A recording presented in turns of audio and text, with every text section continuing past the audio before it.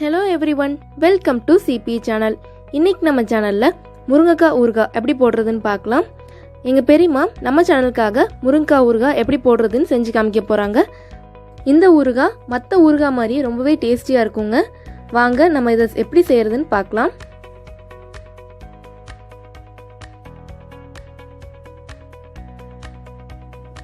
முதல்ல 6 முருங்கைக்காய், அதை நான் 2 ஸ்பூன் உப்பில் ஊற வச்சு 2 நாள் காய வச்சு எடுத்து வச்சிட்டோங்க.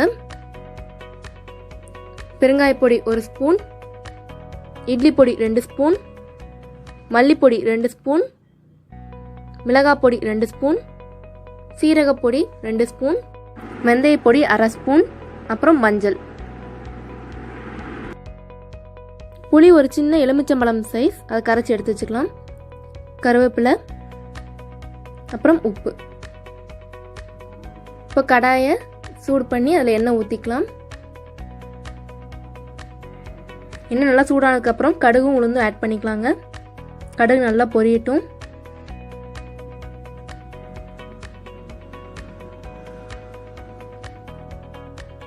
இப்போ நம்ம இதில் கருவேப்பிலை ஆட் பண்ணிக்கலாம்.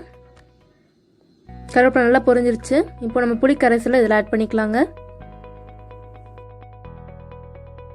இப்போ நம்ம இதில் ஒவ்வொரு பொடியாக ஆட் பண்ணியாச்சுங்க. இப்போ நல்லா கலந்து விட்டுடலாம்.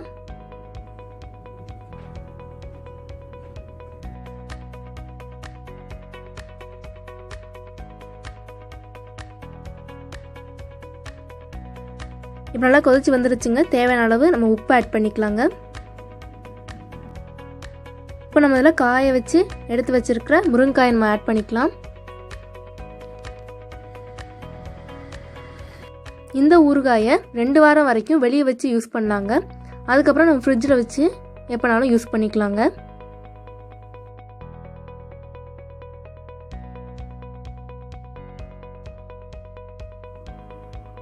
போட்டு நல்லா கலந்து விட்டுக்கலாங்க.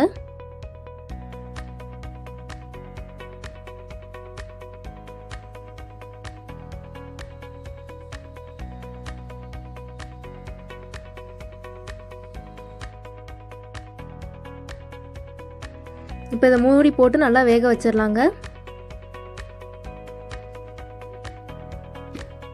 நல்லா வெந்துருச்சு. நம்ம இதில் மிளகுத்தூள் ஆட் பண்ணிக்கலாம்.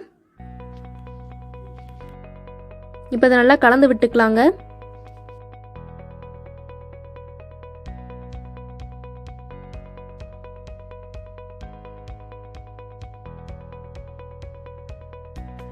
இப்போ முருங்கைக்காய் ஊறுகாய் தயாராகிருச்சுங்க. இதை உங்கள் வீட்டில் ட்ரை பண்ணி பாருங்கள். இது ரொம்பவே சூப்பராக இருக்குங்க. ரொம்பவே டேஸ்டியாக இருக்கும். மறக்காமல் லைக் பண்ணுங்கள், ஷேர் பண்ணுங்கள், சப்ஸ்கிரைப் பண்ணுங்கள். தேங்க்யூ.